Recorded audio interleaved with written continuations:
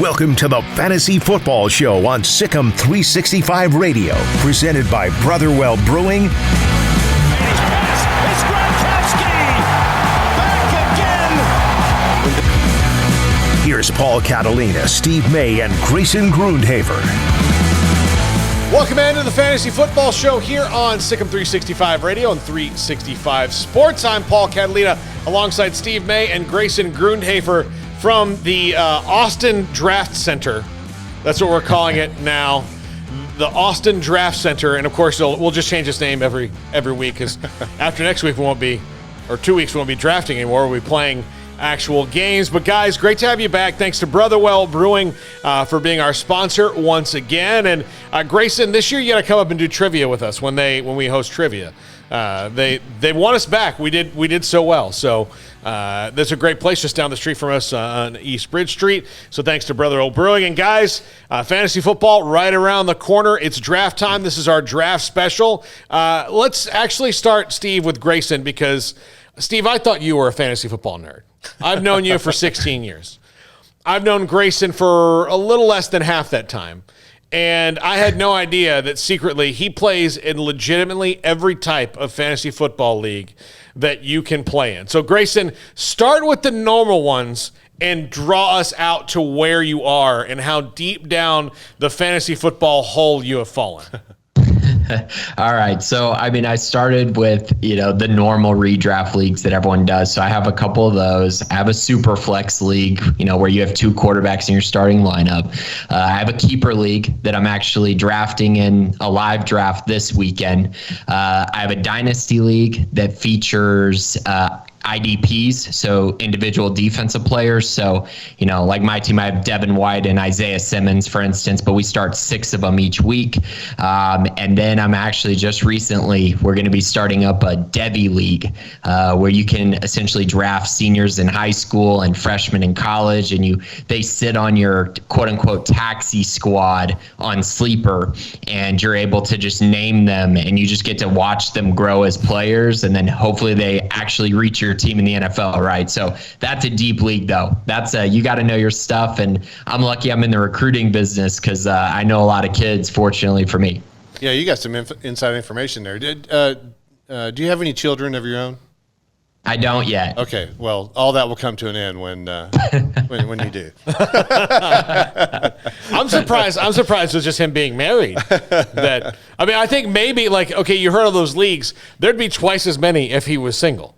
Oh, yeah. This is the compromise, the marriage compromise. Yeah. Now, you're right. Yeah. To be fair, my wife has been very accommodating with. This year I'll be playing in 8 different leagues. Okay. So that's a little bit less than what on a normal year, maybe I was doing 10 to 12, and that just got to be too much. But so about 8. Most of them are just regular PPR leagues. One of those is a dynasty league. Yeah. Yeah. All right. So I'll play in probably 3. Okay. I like to keep my focus. And one of them is just an auto draft league with my buddy's kids. So, and I got my ass kicked in that league last year. So it's not like anything I can. The thing that hooks me in, and that is I've found over the last few years that is the most addicting, that makes me want to get into a league, is the draft, which is what we're going to talk about tonight. That I found that's the most fun. The season is, but when that draft happens and seeing how the draft board plays out and who's going to screw up in your league and make a bad pick. And so after I do one, a couple days will pass. I'm like, I'm going to get into another one, maybe it'd be an auction league. I've done a couple of auction leagues, but so yeah. Yeah, the draft is the most fun part, and this is the draft special. So we are going to talk about the draft and everything you need to do to get ready to avoid, places you can go to get good information. Steve, you've got me hooked on football, guys. Yeah. It costs. They have free stuff, but paying, $30 or $40 for the season to me is totally worth it to get stuff. They have great lineup matchups and things like that. So they've got a great, especially if you're going to do just a regular PPR draft and you're going to in a room with 10 or 11 other people, 9 to 11 other people. It's easy to look and just go down the list of the top 300 and get to that until you dive into some of the other stuff. So yeah, I've always enjoyed football guys a lot. I've been trying to get some of their guys on our show. Apparently they're really busy doing fantasy stuff, but if they're not working on the site, then they probably have a show on Sirius XM Fantasy. So I still use them. RotoWire has really improved over the last few years. So this year I paid for a subscription to RotoWire, and to me it's just good to get access to one of those sites, because if it's a good one, and most of these are good, the information you get is current. Mm-hmm. I used to be a magazine guy. Yeah, I would buy every fantasy football magazine that showed up at Barnes & Noble, and there used to be 8 to 10 that you could choose from. I bought a couple this year just to kind of get into the swing of it, but by the time that those books come out, the information is so dated, it changes every day, as we've learned the last couple of days. Think about Travis Etienne has a Liz Frank injury. Well, when that magazine was printed on July 1st, he didn't have that same injury. Yeah.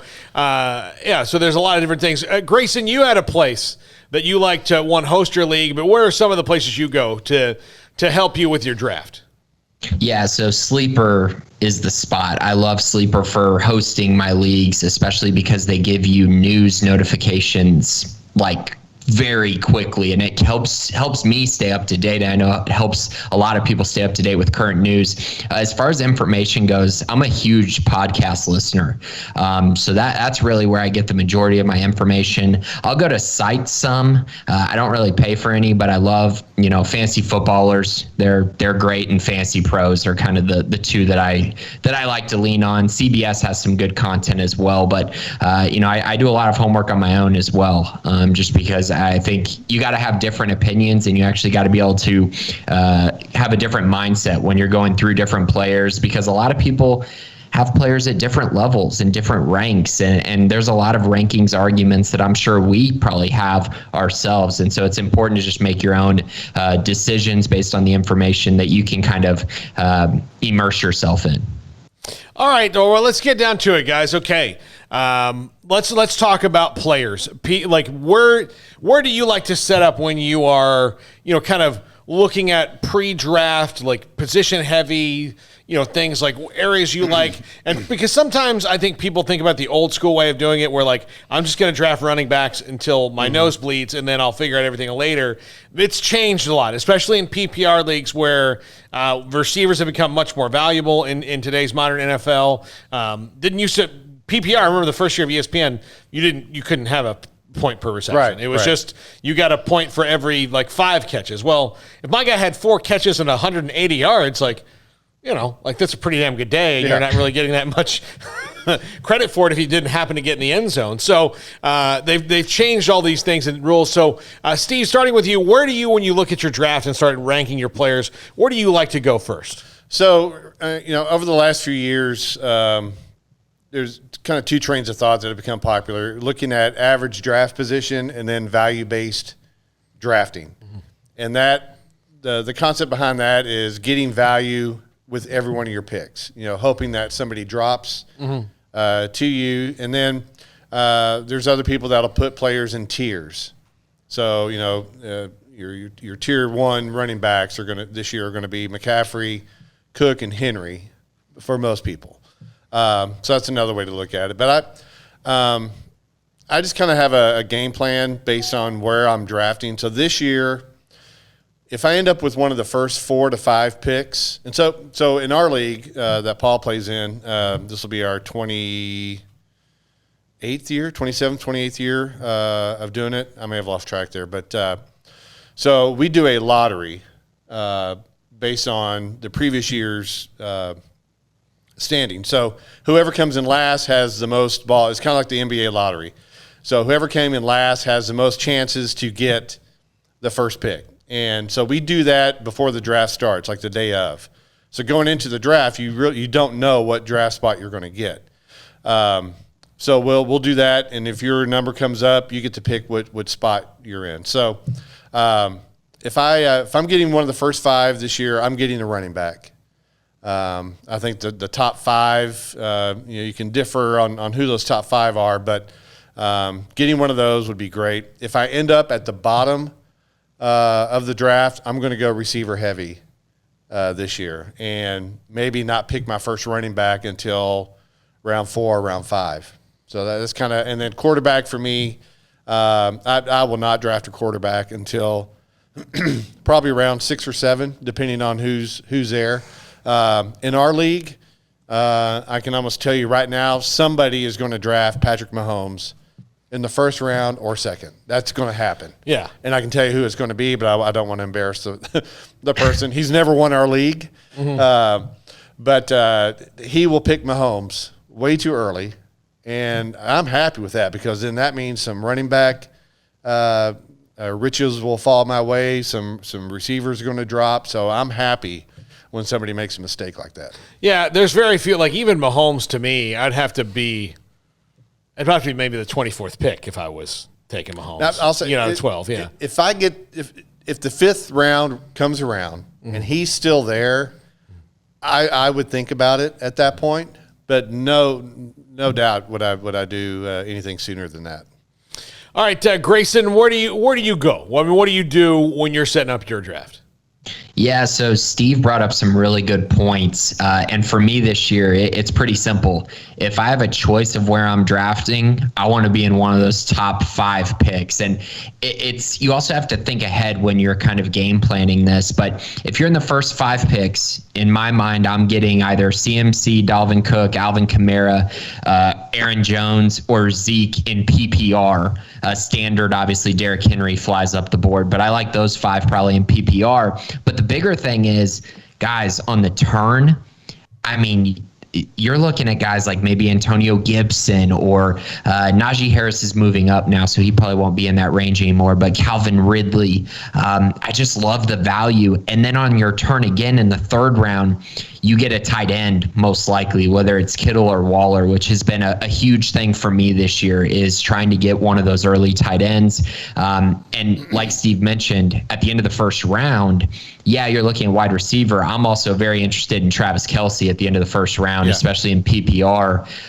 This year specifically. But the bigger news is trying to get Waller or Kittle in the 3rd round. I just think there's a huge tier break after those top 3. So that's huge. I'm with Steve, definitely taking a running back if you're in the first, probably 6 for me, maybe 7. I'm a huge Aaron Jones guy, so I think he's up there as well for me. But then on the back side of things, you have the opportunity to get your wide receiver 1 and your tight end 1. So that's a big game plan for me and a big strategy there. If I'm at the back end of the 1st round, I'm really hoping that I could get Travis Kelce in the 1st, somewhere in there, and then I can turn right around and get, whether it's a Stephon Diggs or a Tyreek Hill or a Devontae Adams, that I have a lot of talent there, and then wait a little bit on running back, wait till the RB dead zone is gone, and then start kind of eating up talent there. So that's kind of my general strategy. I'm with Steve on the quarterback spot. I'm pretty much punting that position unless in the 5th round, Patrick Mahomes or my QB1 for this year, Kyler Murray, are available there. But outside of that, yeah, I'll wait. I'll take Tom Brady in the 10th and be very content with that. Yeah, I did that last year, and I was very happy with it. Yeah. So speaking of Kelce, if you've done any mock drafts on ESPN and you get into the draft room and they have their players pre-ranked, Travis Kelce has been the 4th ranked player on the ESPN rankings in a PPR league, which was just shocking to me. I mean, would you even consider, Grayson, taking Kelce with the 4th pick? 0 chance for me. Yeah. I think you start really, for me, I really start thinking about it with pick 7, because that gets you past the Aaron Jones, Zeke, Derrick Henry. That gets you past those 3 kind of in the middle of the 1st there. Well, I mean, look, if you're going to take him 4th, you might if you get a Cowboys fan in your league that likes Zeke Elliott over Dalvin Cook, you might be passing on Dalvin Cook. If you take him 4th, to me, that's kind of madness to take a tight end 4th. I know he's great, but he also shaved his beard, so let's watch out for what happens there. Might have been the source of all his powers. Saw girls all over Instagram the other day just sad because he looks like a little boy now, apparently. So, are you on TikTok also? I'm not. No. My girlfriend Amanda is on TikTok. I got to walk in the house, and she's like, yeah, "This is funny. It's on TikTok." And I'm like, I'm too old. I've outgrown it. I outgrew it before it was a thing. So no, I personally like to, I'm rarely lucky enough, especially in our league, Steve, where we don't have it. It's not based on last year's, or at least it's not all directly based on last year's finish. Right. There's some luck. Yeah, there's some luck involved. I'm not ever lucky based on those two factors to pick where I really want to, given the players that I want. So I almost don't make a draft strategy until I know what pick I am. Yeah. So if I'm last year, I believe I picked 8th or in our draft, which that's the hardest spot to pick because nothing that you see coming back to you is ever going to work out. Right. I remember in a league I was in last year that was also picking 8th. I saw Dak Prescott just dropping. And again, this is before he broke his leg. And it's I saw Dak dropping. And I'm like, man, we're in the 9th round. I'm going to get Dak. And then but if I don't get Dak, I'll get Russell Wilson. If I don't get Russell Wilson, I'll get this. And then it was just pop, pop, pop right before me. And I was like, oh, you guys can all go to hell. That's why I really recommend doing some mock drafts. At least 2 or 3 before your real draft, because if you happen to get in one where the other players are paying attention, you can really kind of see, okay, if I'm picking 8th, who's going to fall to me here and then on the turn? If I'm picking 11th or 12th, what's going to happen there? So if you haven't done that, the mock drafts on most sites are all free. So yeah, absolutely. All right, so. Who are some guys that you guys, I'm going to ask you before, absolutely, let's not do the yeses first. Okay. Let's be negative first and then be positive. So now I want negative. Who are some guys that people are going to go in on, but you don't like, Steve? That you're I don't, people get excited, but I don't like this. Let's see. I guess for quarterbacks, Tua in Miami does nothing for me. I really don't want any shares of him on my teams. And then where'd he go here? Carson Wentz, I'm going to avoid him. I was about to say if I can. Well, obviously I can. It's in your control whether or not you draft. So those 2 quarterbacks. Running backs, the Houston situation is unusual, so I'm trying to avoid that. You got David Johnson and Phillip Lindsay. Lindsay is probably going to be the starter. I don't know if David, I don't know who's really going to make that team. Yeah. I don't like it. Well, on average draft position right now, I think David Johnson is still a little bit ahead of Phillip Lindsay. Mm-hmm. But again, you just don't know, so I would just avoid that. And then the Rams running back situation got more cloudy today. You had Cam Akers out for the season. Darrell Henderson. Everybody kind of thought he would be the guy. Well, today they traded for Sony Michel, and so now it's probably going to be a running back by committee with, in my opinion, Michel probably getting most of the carries there. So Henderson is off the board for me. And Cam Akers was going to be in my I was going to draft him in the top 10. Oh yeah. He's going to be a top 10 pick. And then receivers real quick. I'm not on board with Juju Smith-Schuster in Pittsburgh. I think Deontay Johnson and Claypool are going to get most of the targets there. And then I'm really not big on Jamar Chase, the rookie in Cincinnati. He was going up the boards for a while. Now he's kind of slipping back down in preseason. He's had a lot of drops. I know he has that connection with Joe Burrow, but he's someone I'm really not going to look to get. Grayson, all right, who's on your hate list? That's probably mean. Who's on your dislike list? Yeah, guys, and I'm going to try to dig kind of up the board a little bit. I'm going to look at some of the guys that are in that top 10-ish group or top 20-ish group and see if we can't find some guys that I really don't like. So the first one, and it pains me to say this because I really thought he'd have a big year, but I'm just nervous, and it's Joe Burrow. Yeah. I like their weapons, I like their offense, but they can't block. He's coming off a major injury. Their schedule is terrible. They have to play Pittsburgh, Baltimore, and Cleveland twice. I'm just very concerned. So he's one that I'm staying away from. And I'm also kind of staying away from Russell Wilson a little bit too. His schedule is the toughest in the entire league for quarterbacks. So, of that upper echelon of quarterbacks, I'm probably staying away from him. I think I have him 7th in my rankings. So probably won't be having many Russell Wilson shares. At the running back position, guys, I am out on DeAndre Swift. I'm out. He got hurt again.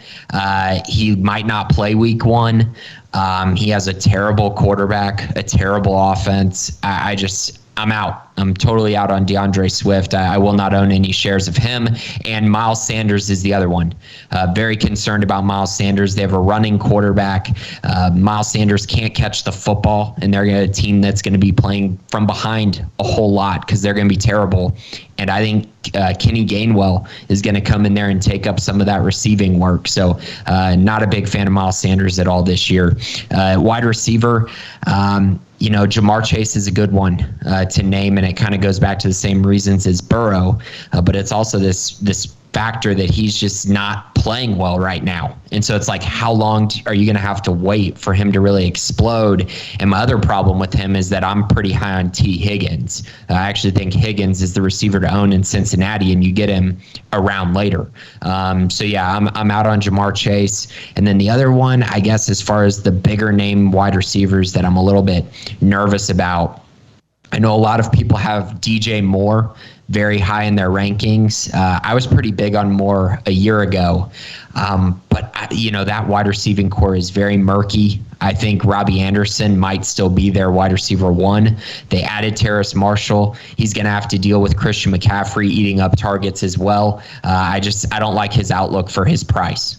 Yeah, I agree with you there on the Carolina receiver situation is kind of tough. It's like you're not going to feel great about really any of them early on, because they just re-upped Robbie Anderson on a new 2-year deal. So I think that he's the one to own. Yeah, he's the one to own for sure. But even still, their quarterback is Sam Darnold. We don't know what we're going to see from him. I personally have all the faith in the world that Matt Rule's going to get that team going in the right direction.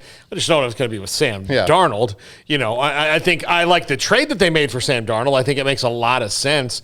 If the Jets are done with the guy that was the 7th, 8th pick in the draft or whatever he was just a few years ago, and really he hasn't gotten a fair shake because he was injured and then the COVID year, I'm fine with taking a chance on him. But I mean, as far as fantasy football goes, I don't know what I'm getting from him. Guys like that, those are the ones like Sam Darnold, Joe Burrow, all guys I think are going to be good eventually. Tua, I don't really know what to think of Tua yet. Any of those young guys, quarterbacks, I'm going to go with guys who are established. Like, even my backup might be somebody that's far less notable now. That won't get as much press, but if they're established, and I know that in my bye week that Jameis Winston might throw 6 touchdowns for me, then I'm going to take Jameis Winston over, a guy like Joe Burrow. Yeah. I'm just going to do it. Because my QB1 is not going to be Jameis Winston or Joe Burrow. It's going to be hopefully somebody a lot better. So yeah, I'm going to do that. Pretty much across the board. Yeah. I'm curious, what do y'all are thinking about Saquon Barkley? I'll draft him if he's the best player when it comes to me, but I'm not, he hasn't done enough for me to go God, I really want him. He's more of a. I'm not sure if he's going to play week 1. Yeah. Who knows? Grayson, what do you think? Yeah, man, it's tough. I would consider taking him outside of the top 10. So if I get him at 11, 12, maybe 13, I would definitely take him. But inside the top 10, I don't think so. It's just too concerning. The guy hasn't been very healthy. I think their offense is going to be terrible. I'm much higher on him in PPR than any other format, but I still, I wouldn't have him inside my top 10, even though I'm pretty sure right now his ADP is still inside that top 10, even though it's falling back a little bit. Yeah, he's going at the end of the first round, and if I'm doing a draft and it comes to me in the middle of the second round and he's still there, even though he was my first-round pick last year in our league, Paul, and killed me. But another one I wanted y'all's opinion on in Atlanta, Mike Davis. Is that someone that excites you at all? It depends on my team. He's going to be the guy, right? Yeah. I mean, he's the guy. Yeah, but for how long? He's 28 years old. He's never held a prominent role like this. It's just, and I know the roster's terrible. There's no one that could take his spot. Right. But he's one of those guys where I'm looking at the board and I'm like, I'm not taking this guy. And then I go through and do a little bit of research and I'm like, you know what? Maybe I have to. And he's a perfect guy, honestly. What he is perfect for is the strategy you mentioned, where say you only get one running back in the first 4 rounds, and then you get him in maybe the 5th or 6th. It makes sense. He's got a safe floor. I just don't see any ceiling with Mike Davis. Right. Yeah. All right, let's go to beyond the obvious. Beyond the obvious, because again, yes, you want Christian McCaffrey. Yes, you want Alvin Kamara. Yes, you want Dalvin Cook and Derrick Henry and Aaron Jones and Zeke. Yes, you want those guys. Yes, you want, A.J. Brown. Like, those are obvious. Like, we know the obvious ones. Beyond the obvious, who are some guys that you think are going to break out this year? Let Grayson go first on this one. Okay, so I guess I'll start with quarterback. And this is a very risky proposition, but I'm kind of on this train a little bit, and I probably shouldn't be. But there are 2 names to mention. Trey Lance in San Francisco. I think he's going to be a rock star whenever he gets the job for the 49ers. Just so many weapons and his ability to run. And then the other one that's probably even riskier is Jalen Hurts in Philadelphia, because I think they're going to have to throw the ball. I think he's going to be running around a ton. And I think he's going to put up fantasy points. And at the end of the day, that's all that matters. So, yeah, at quarterback, I like those dual threat options there. At running back, I mean, if this guy continues to fall to the 3rd round, I don't know what you have to do, but trade up as fast as you can, because Clyde Edwards-Helaire is coming this year. He is going to make a mark this year, and it's also a reason why I like drafting early in the draft, because you can get him early in the 3rd round as your RB2. And to have a stack of Kamara and Clyde Edwards-Helaire, oh yeah, I would be very happy with that. I guess another guy beyond the obvious, kind of in the running back group, very intrigued by Trey Sermon. He's a rookie. I think he's outside of the top 7 rounds in ADP, and he could end up being a league winner by the end of the year. Raheem Mostert, I like him, but I think he'll be out of the way by week 8, and Trey Sermon will kind of be that guy that can carry you to a championship, much like David Montgomery and Jonathan Taylor did a year ago. At wide receiver, 2 guys that I really like. With the news that Teddy Bridgewater will be the starting quarterback in Denver, that moves Jerry Jeudy up my board. So he's a guy that I really like. I think he could have a big impact this year in that offense as a quick open option, much like Robbie Anderson was for Carolina, except I think Jerry Jeudy is Robbie Anderson on steroids. So you kind of, I really like him this year. And then the other one at wide receiver, this is risky, or actually, no, I'll go with a safer one. I think Tyler Lockett is being disrespected a little bit right now by the fantasy community. He's going in like the 5th round. I love Tyler Lockett. I will be taking him in every draft in the 5th round. I think he's just great value. And I know he had big splash weeks a year ago, and that kind of turns people off because he had some misses as well. But I just think he's a phenomenal player, and he doesn't have to deal with double coverage because DK Metcalf will be taking all the attention. So really like Tyler Lockett this year. All right, Steve. All righty. Those are all good ones. For quarterback, you mentioned him earlier, Paul, and I think Jameis is going to be okay. Here's the deal about Jameis. I knew that get Paul fired up. No, it's not fun. Like, he has a Jameis poster over his bed. Well, here's the deal. That was not completely untrue at one time. I have a girlfriend that lives in my house right now, and it's just sitting in the closet. But no, I'll tell you this about Jameis. He is, look, the dude threw for 5,000 yards and 30-plus touchdowns a couple years ago.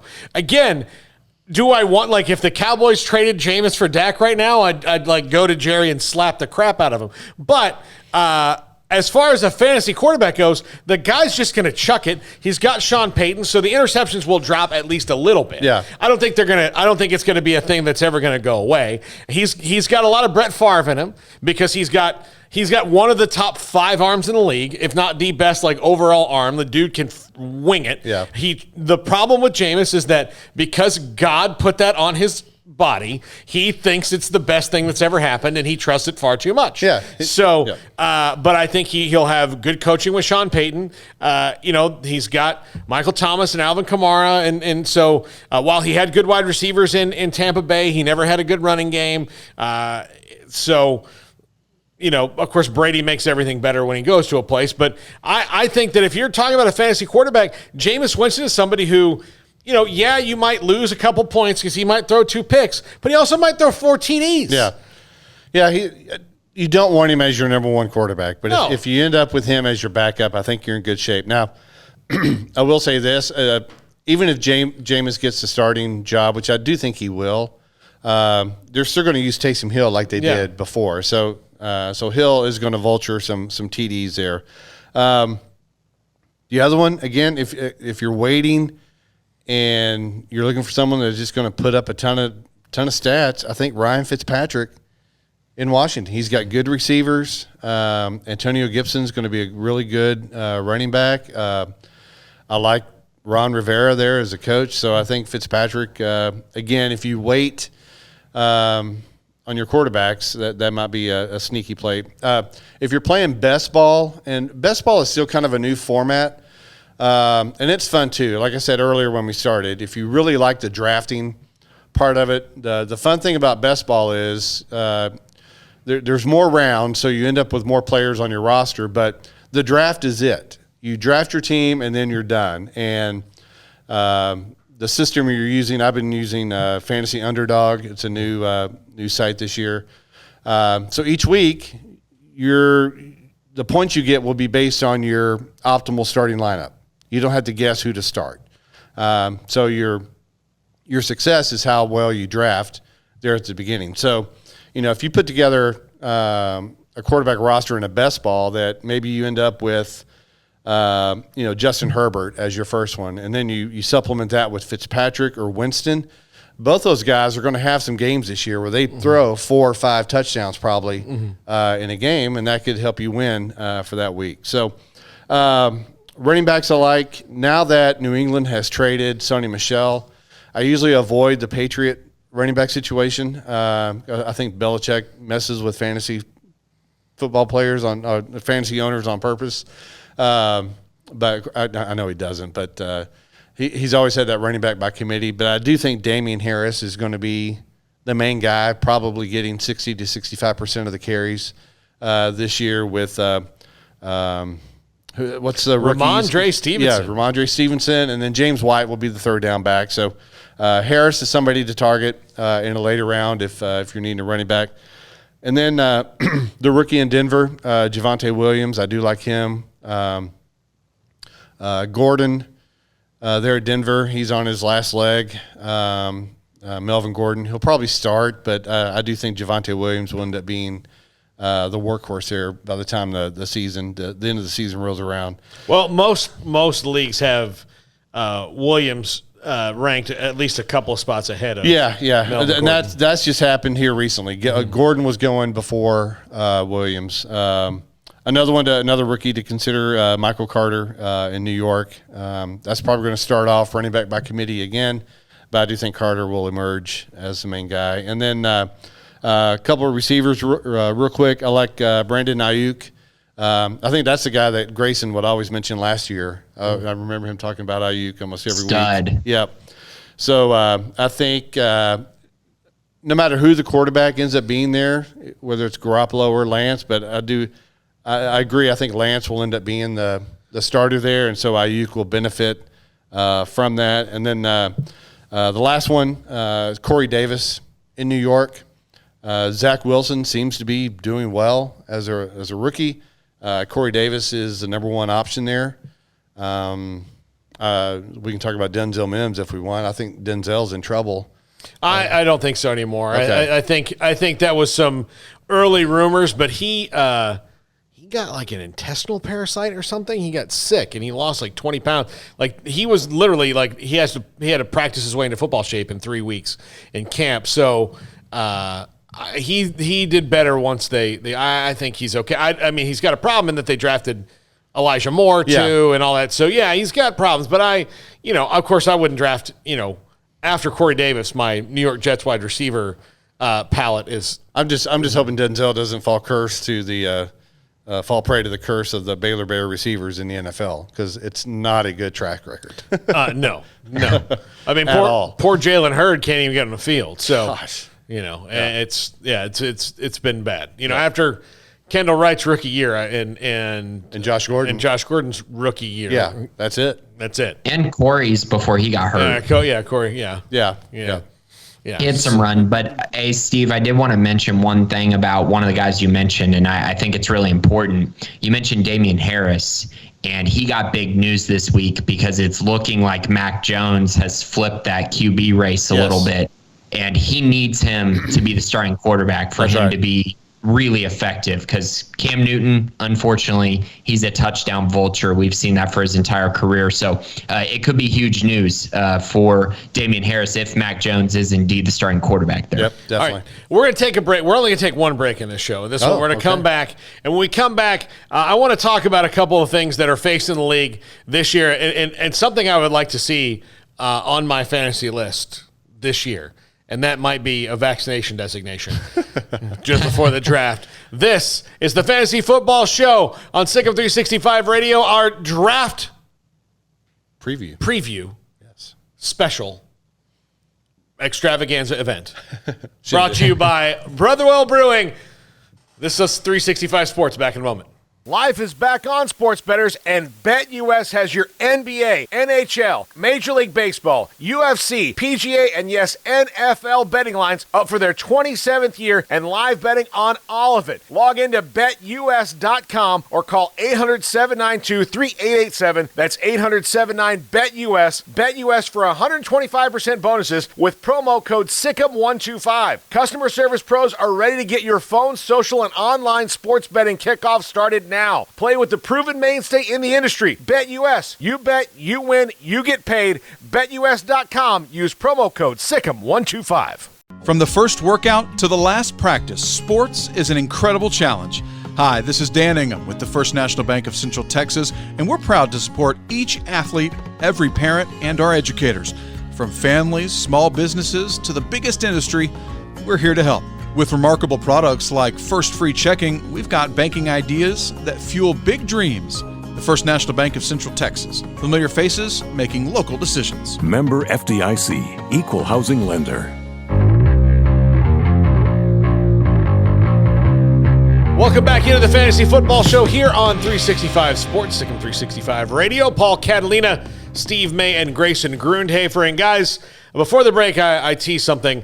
I'd honestly like to see a vaccination designation on these guys before they get drafted. I want to know, and listen, I'm not trying to get into the vaxxer versus anti-vaxxer debate here, although, Pfizer gang right here.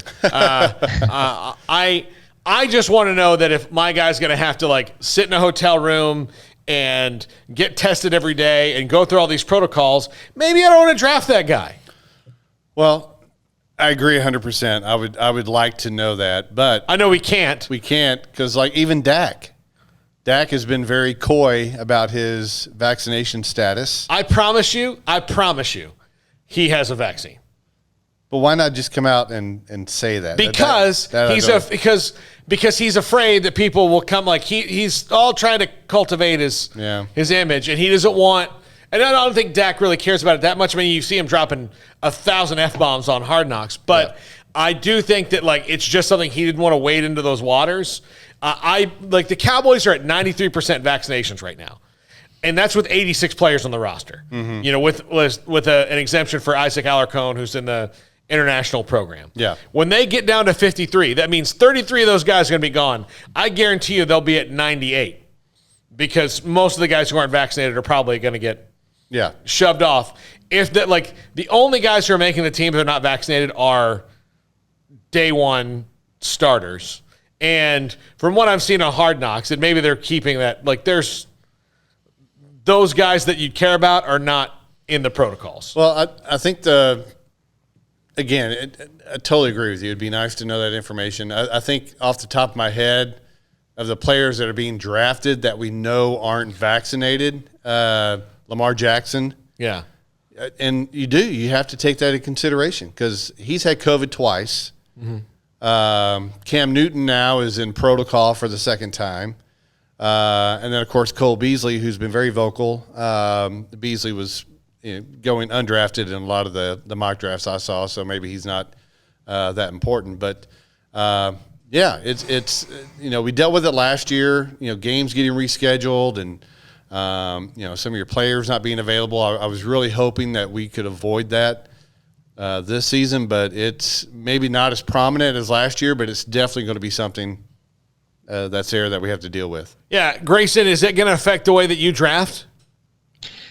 Maybe a little bit. I think it's definitely one of those things like Lamar Jackson. It might be the difference between me taking Josh Allen over Lamar Jackson or the difference between me taking, Kyler Murray over Lamar. Because coming into the year and before all these injuries happened to the Ravens, I actually had Lamar Jackson as my QB1. So it's pretty interesting. And I would just use it as a tiebreaker. Not really a full-on, I'm not drafting this guy. Yeah. I'll tell you this, though. The NFL players are usually winless when it comes to stare downs with the league.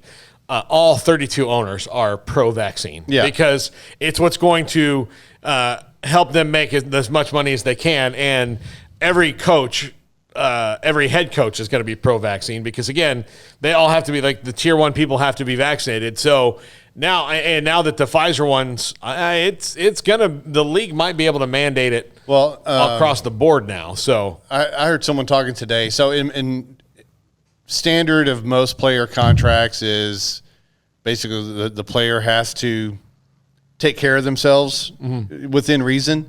So contracts moving forward are probably going to have language in there about vaccinations, just in general, very broad statement about it. And it's going to become a thing where if you want your contract, if you want to get paid, if we, God forbid, we're in another pandemic in 5 or 10 years, you're going to have to get the vaccine. Yeah. And I'll say this, like I would just do it if they said, well, this is about COVID. Like, no. This is about polio. Like if I was Jared Jones, like, listen, I saw that crap. I was alive.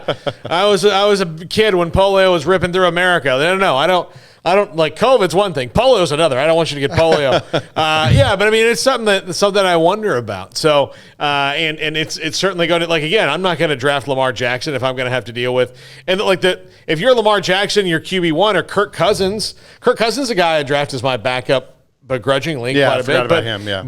But he's also, anti-vax. He lost his hospital endorsement because he's anti-vax. He and Kellen Mond, got the whole quarterback room sick in Minnesota in week 1. So I think that at the end of it, like just as me, I want to know guys who are not going to be in protocols, which to me is if you're at risk of being a protocol, you might as well just pull your hamstring to me. Yeah. Because if you got a hamstring. This is the one thing I'll tell you this. Having torn my hamstrings a couple years ago and knowing how horrible that injury was for me, a non-athlete, I know that like you can't, there's no way to do anything about it but just rehab and heal. You can't like run your way out of it. You can't, get yourself in shape out of it. You got to wait for it to heal. So if a guy pulls his hamstring in training camp, he's dead to me. Like there's nothing that can happen that I'll draft him. I might pick him up in week 15 if he's played him better. But like now, COVID designations are like that too. If you don't get the old Fauci ouchie, I'm not gonna draft you. So all right, moving on. And the last thing we'll talk about before we go here, guys, is what are some of the things in drafts that people do mistakenly, like pitfalls. You mentioned drafting QBs too early. Yeah. Like what are some of the things that they do? One thing I can think of is you like line up, okay, I need a quarterback, 2 running backs, 2 wide receivers, a tight end, I need a defense and a kicker. Yeah. And you do it in order of that. And defense and kicker between 1 and 12 in most, because look, you're not going to draft 32 kickers or 32 defenses. Yeah. Between 1 and 12 and kicker and defense, there's not that big of a difference. Well, and that, in our league this year, we got rid of the team defense. So that's not even – you were part of that vote, remember? Yeah, I do. So no team defense. I just got tired of the volatility there, and then we added another flex spot. But so you mentioned it earlier. If you get a newbie in a league, those are the people that are probably going to draft their favorite players. This league that we have that was going on for 20 years now, more. When it first started, we had a guy that played in it that we worked with, and he was a huge Cowboy fan, and he was drafting, Aikman and Irvin, and those guys didn't put up, obviously Hall of Fame players, but in terms of fantasy, they weren't that great. Yeah. And he never won the league, obviously. So that's one. And then another one, when you're sitting there in the draft, there's going to be runs on positions. Somebody's going to draft that first tight end, and then everybody's going to panic. Oh, I got to get the next one. Don't fall prey to that. Don't just pick a tight end because everybody else is. That's the time to get some extra value at running back or wide receiver because everybody's going for that. Because that's happening, someone that probably has more value is going to drop to you. Well, look, Kelsey and Waller are fantastic. Yep. Okay, and Kittles. I would put those three. Yeah, those three. Yeah, those three. Okay, there's 29 other teams that have tight ends of varying degree. Mm-hmm. You don't need to go searching for those three are head and shoulders above most everybody else. And maybe Kyle Pitts will be that way after this year, but we'll see with him. So, Steve, you're right there. Yep. Yeah. All right, Grayson, what are some of the things that you would tell people to avoid? Yeah, so I think you mentioned it a little bit with the tight ends, but I actually go a little bit deeper than that just because I think that you can go one more tier and then wait. But I do think you got to throw Mark Andrews and TJ Hawkinson in that group with the four you mentioned, specifically just because those are the guys going in the first 6 rounds. Yeah. But after those guys go, just wait on tight end, please, because if you don't, I think you're going to be really unhappy with taking a guy like Dallas Goedert in the 7th round. So I would just kind of press the pause button and, like Steve said, don't, avoid kind of being at the end of those runs. Be the person who starts a new run.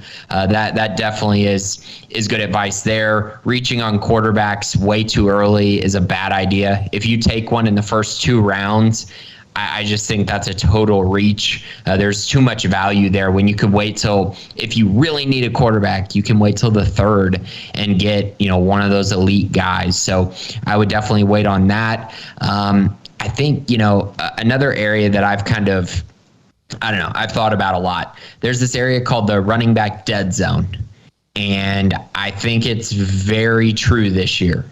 There is a lot of value with the wide receivers in rounds 4 through 6, and I would be hitting wide receiver, the button to click those guys every single time over the running backs in those rounds. And usually in the 4th round, you're talking about like Miles Sanders, Josh Jacobs, Darrell Henderson was in that range, Myles Gaskin. I'm avoiding these guys, and I'm going to take wide receivers in rounds 4 through 6, try to get a couple running backs early so that you can avoid that section of running backs, and then be able to take those guys, that you like in the 7th and 8th rounds, those Trey Sermons, those Michael Carters, those guys who, Damien Harris, who will be down your board a little bit, but you can take in those other rounds, the T. Higgins, the Brandon Ayuks, the Jerry Judys, and really load up your wide receiving core.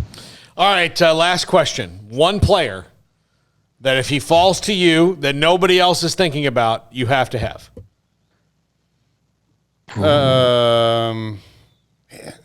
He's not falling really far, but for me, I'm really high on Antonio Gibson this year. He'd be mine.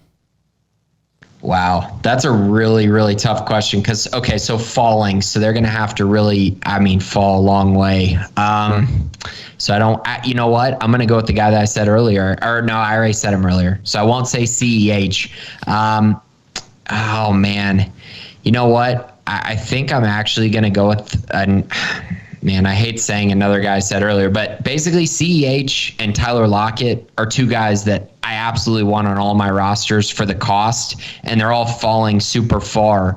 So I like both of them, but I guess I'll go with like guy a little bit earlier that I really like. I guys, and I think I've been watching too much Hard Knocks, but if I have an opportunity to take CD Lamb. That's what I was going to say. CD Lamb. Yeah, he is going to have – if Dak is healthy, CD Lamb is going to have a year. That's the offense that you want a piece of somewhere. Yeah. And we talked about tight end earlier. You know, Blake Jarwin, if you wait on tight end and you end up with Blake Jarwin in, you know, the 10th or 11th round of your draft, I think you're going to be in pretty good shape there because I think he's going to put up numbers.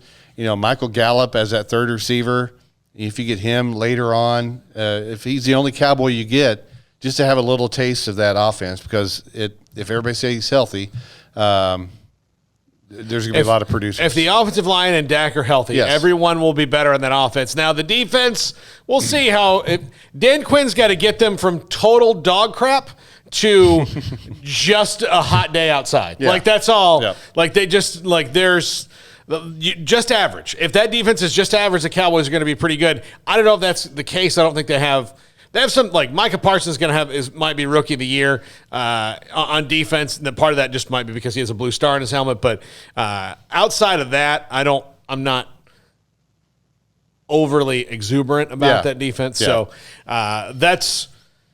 But the offense, like, again, you want to be like Tony Pollard is a handcuff. I mean, like, he's gonna have a part of the offense, and there's gonna be a week that he might help you out, especially in a bye situation. All right, guys, the first of many this year in the Fantasy Football Show, and again, thanks to Brotherwell Brewing right down on Bridge Street from us. If you're a craft beer fan, it doesn't get much better than Brotherwell right here in Waco. For Steve May, for Paul Catalina, for Grayson Grunhafer, for Armstrong Sims. This is the Fantasy Football Show on 365 Sports. Good night.